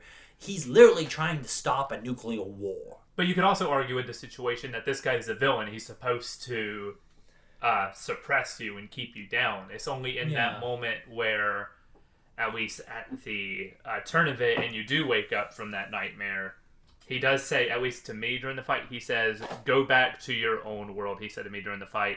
He was nice to me, but that might have been because I didn't kill anyone. Like, some of the stuff he was saying was, like, more complimentary, but that's because I didn't take that route. I walked this river 3 times. All you gotta do is die, Eric. Well, I didn't use the fake death. Not asking much. I didn't use the tooth, okay? I'll admit it. But this is like a 10-minute river walk for me, because it's every guard I shot, it's every scientist I slit their throat, it's all the bosses. The Major is there, and he's in the G-string, walking with his hands. You did. So that's where you did kill him, is because he shows up on the river. And he's walking through the river with his hands over his junk. That's pretty funny. So, like, every boss. So, did you not get to the end of the river? So, you didn't see, like, the Fury. I saw the Pain. Okay, so the Pain shows up, the Fear. Him. You walk past the pain, the I saw fear, the the fear. end, and the fury. The end has his parrot following him, and Calling he calls him him Grandpa. Yeah, he keeps calling him Grandpa. That was the which one is that kinda hurt weird. a little bit, just because I was like, he has the bird. Well, But I didn't kill the bird. You killed the I bird. killed So the would the bird. bird be floating down the No. The I never end thought- is also the only one that's not actively coming at you. Like the pain will try to grab you, the fear will try to grab you. He's The laying there end's just dead. like laying in the water, floating. Well, he has no beef with you. Like when you kill him, he's like, "Now I can rest." Yeah. Like And that was fun. The There- Xbox Live message that was like the GG. one out of a million that was just like, all right, man, you got me. And like R.I.P. for and like the scientists and stuff that are killed are like, why do you kill me? And like the guards are like complaining about their head almost falling off because I slipped. ripping my head off. But when you get to the end of the river, there's a body that crosses the river that you can't walk past, and you can't dodge, and that you have to hit. he shot That's a what tentacle at triggered- me. See, you can dodge the tentacles. I couldn't. You just have to kind of like what you do is you stay in one spot for right before the animation starts, and then you dive to the side. Like you go to the side, and it'll pass you. Because he shot tentacles at me as I went down the river. It was literally 4 people passed me by the bosses, and then he shot the tentacle at See, me. that and I guy couldn't did this for dodge like it, 10 but minutes. Yeah. So he shoots multiple tentacles at you at that point. Yeah. You can, and if they hit you, they just trigger like a little like still image of like a screaming face. Yeah. And then you get back up. Gotcha. And keep moving. This bit was a relief for me because I realized, like, oh, cool. I really didn't kill anybody. Awesome. Because I was worried that there'd be like one body floating down a river. I'd be like, oh no, I messed up somewhere. There's that one guy like, you left me in the ocean when I was passed out and I drowned. I don't know if that counts as a kill.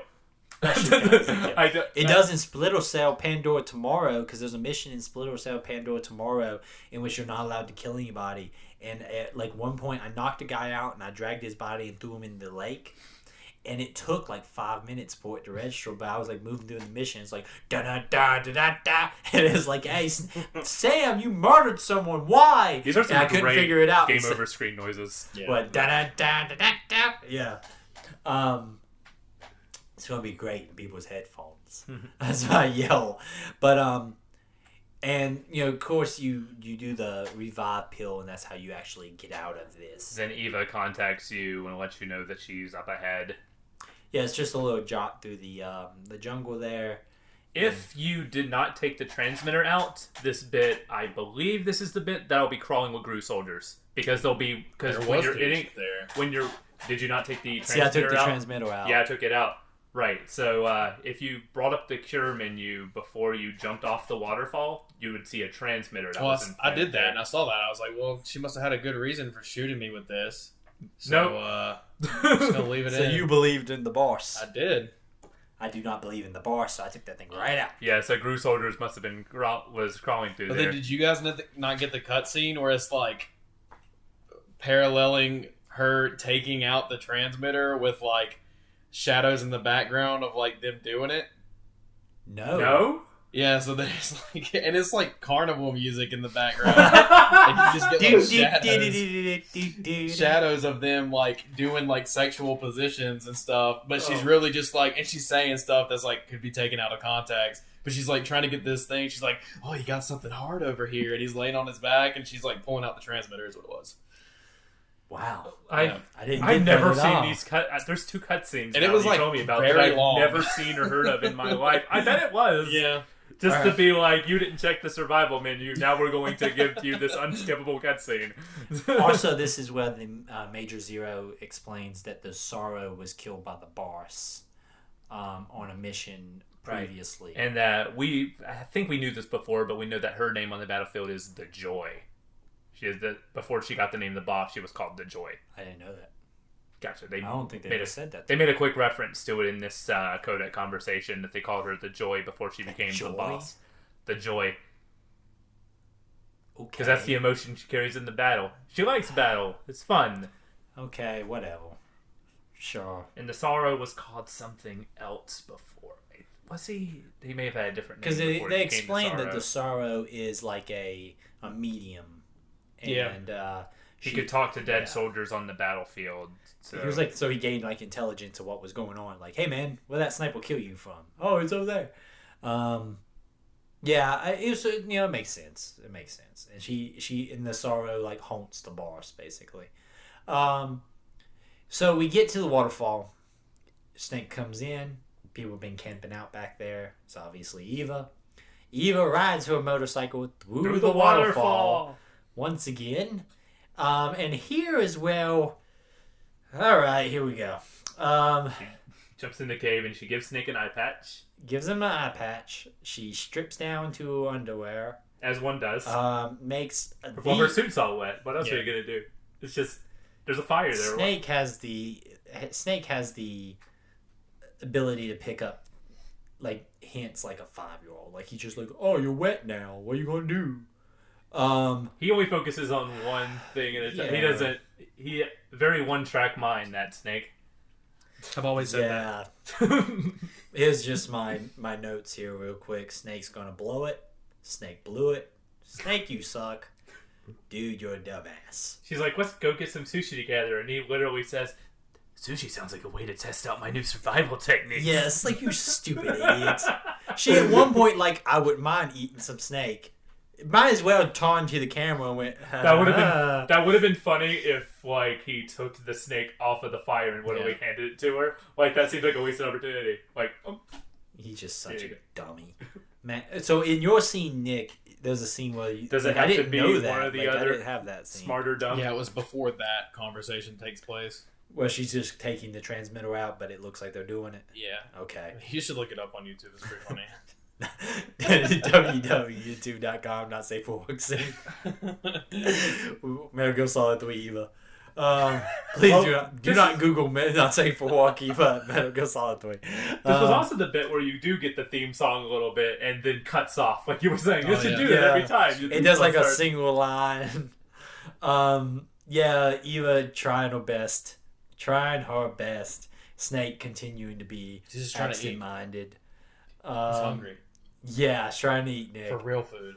For real food. Not soul food. I don't know where you're going with this at this point. Food for the soul. Not like soul food. Not like soul food like the food that you can actually eat. I was talking about food for his soul, which is sex. Okay. Yep. Oh, okay. Cool. Yeah, he was trying to feed his appetite, not his You could just appetite. say that she's trying to bang Snake, but he's not trying to have it. No, Snake is like a... Yeah, Snake is not having any of this. He's just like, no, I just gotta focus on the mission. Sure. He's gotta kill the boss. He has a lot on his mind. You know what helps getting things off your mind? Eating snakes. Progressing onward. Okay. Eva gives him the C3. Yeah, Eva gives him the C3. Yeah, like one last desperate play. Like she's kissed the man, she's stripped for him. Okay, let's break this down for a second. Snake also spends multiple times where he peeks at Eva doing this thing. Like Snake had the time to look at Eva when she was getting dressed. Snake had the time to have a button that you can press to look at Eva's tits. He's a curious Snake lad. Does not have to. He's okay, whatever, man. But she gives you the C3. And she gives you back your gear. You know about technology and military equipment during this time. Is C3 a real thing? That was something I was going to ask you guys. I don't actually know. C3 is because I'm glad we all had the same. Because of C4, which I've heard of that. And I was like, is that just a Black Ops thing? Like, is that just Call of Duty? Or is that real? C4 is a real thing. I know C4 is a real thing, but is it just like we need a less advanced version of C4 for this to work? C3. I don't think there was a C3, and someone can correct me, right? And correct me. But C4 is that. It's a plastic explosive that can be molded and yada yada. So that's what C4 is. I don't know if there's such a thing as a C3. There might be, but I don't believe there's no way we could possibly find out. Yeah, it's not like there's the internet or nothing. I'm Googling Ruins podcasts. How can people get mad at me about not knowing things if I don't, if I Google them? So we need to go back and place the C3 on the Shagohod fuel tanks so that we can sabotage. Blow it. Yeah. And so this was where I was saying this was kind of setting the stage for everything that happens, because once we go back and we plant those C3s, we are on a where she's going to go set up our escape route. Mm. So like we know that things This are is going to the get end. hot. Yes. Also, this is where Snake says you gotta be careful around Ocelot. I think he's starting to suspect things. That's why I was saying. My note literally says Ocelot still suspecting. Something is up with her. Still not sure about this Tatiana lady. More importantly, though, when we place the C4 on the Shagohod, it's going to blow up the entire complex, including the guy that Eric spared. Oh no, Johnny! So The entire complex or just the building? Because he's like in the. That's he's an just watching ICB, man. That thing's he gonna said go it's up. yeah. blow the Now entire that's- thing. That thing's gonna go up. But as we know of, when the Davy Crockett went off, those buildings were still there. So yeah, I but mean, none of it the might people just were, it might just be like a small like little hand grenade like explosion. This game got some really dumb stuff in it. but we gotta talk about when Ava goes to the waterfall. Right before she does, Snake says one of my favorite lines in this game. He's like, "Wait, you're gonna get wet again." It's one of my favorite lines. Well, I have no idea why. Snake, it's just so funny. She might be used to being wet and nothing happening. What do you mean? that was my CSI Miami. I appreciate that. I really was proud of that joke, and I appreciate y'all no selling my joke. Thank you. Okay, so we're in the end game now. Obviously, going forward, we're gonna proceed to destroy the Shagohod. Volgan and the boss are the only thing that remains left for us. Pretty excited about finishing this game. Obviously, if you're playing along, next episode will be the last episode. We'll also announce our new game. Thank you guys very much for participating. We've had some great responses. It's been a really good series for us, and we're really happy everybody's enjoying it. Write in stateofsave@gmail.com. Give a 5-star review on Yes. iTunes or any other podcast app that has rankings and stuff. Any rankings, 5-star reviews. If you want to leave a review on iTunes, that would be very, very helpful. We'll read it. Yeah, we'll read it on the show. Anything like that can really help us out. We've got a pretty good amount of 5-star reviews on iTunes right now, but obviously anyone we can get just really it boosts the show up so people can find it easier. Also boosts our morale up, going, "Oh, we made some people happy." That's always nice. Yay! We made people feel good. I feel like the first review is just going to be like, "These idiots did not know that C3 was a predecessor to the C4 explosives." I don't know a lot of things, so I will take I don't know a lot of things. Yeah, I mean, I know Snake has got some questionable decision-making skills, but yeah. How can you not? It's unfathomable to you that he just won't bang Eva. It really is. There's to me. nothing more There's to it. nothing Like, stopping him there. But Like it's too I don't know, man. This might be just I don't know.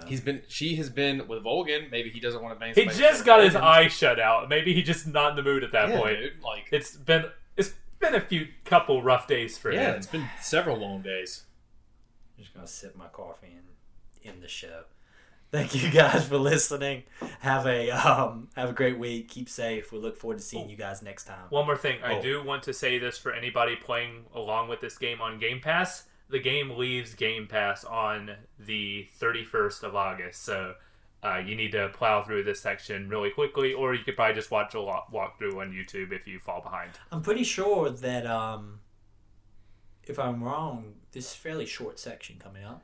This is going to be a major cutscene heavy section, so this is probably going to be probably as long as our second part. So we need to...